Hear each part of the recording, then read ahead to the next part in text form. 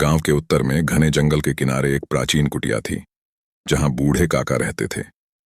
काका गांव में किसी से ज्यादा बातचीत नहीं करते थे, लेकिन वे अपनी साधना और शिव भक्ति के लिए प्रसिद्ध थे। उनकी उम्र का कोई अंदाजा नहीं लगा सकता था। कुछ कहते थे कि वे 70 के हैं, तो कुछ मानते थे कि उन्होंने 100 साल पार कर लिए हैं।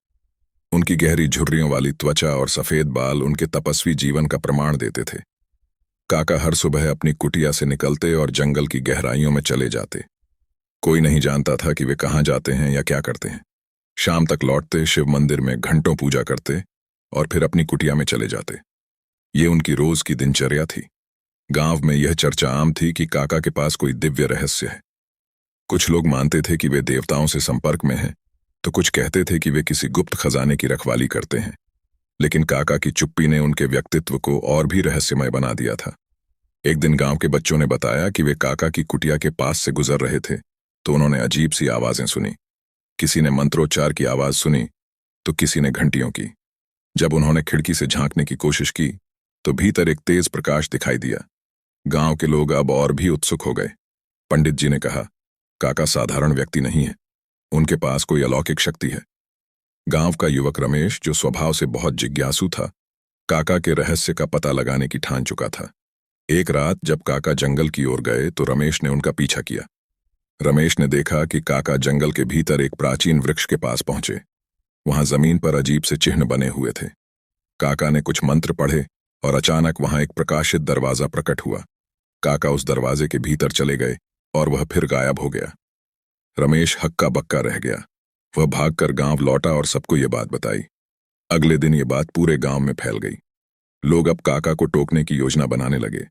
गांव के मुखिया ने सभी को शांत किया और कहा कि काका से खुद पूछना ही सही होगा।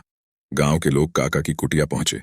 मुखिया ने कहा, काका, आप इतने सालों से हमारी सेवा कर रहे हैं, लेकिन आपके बारे में कई सवाल हैं। हम जानना चाहते हैं कि आप जंगल में क्या करते हैं और वह प्रकाश का दरवाजा क्या है। काका ने गहरी सांस ली और कहा, तुम सब मुझे अब तक साधारण व्यक्ति मानते रहे, लेकिन समय आ गया है कि मैं तुम्हें सच्चाई बताऊं। उन्होंने बताया कि वर्षों पहले वे एक सामान्य इंसान थे। जब वे युवा थे, तो वे एक ऋषि के शिष्य बने। उनके गुरु ने उन्हें शिव के दिव्य द्वार का रक्षक बनाया। यह द्वार हर अमावस्या को प्रकट होता था और उस पर सिर्फ वही जा सकता था जिसने अपना जीवन पूरी निष्ठा और सच्चाई से जिया हो। काका बोले, यह द्वार शिवलोक से जुड़ा है।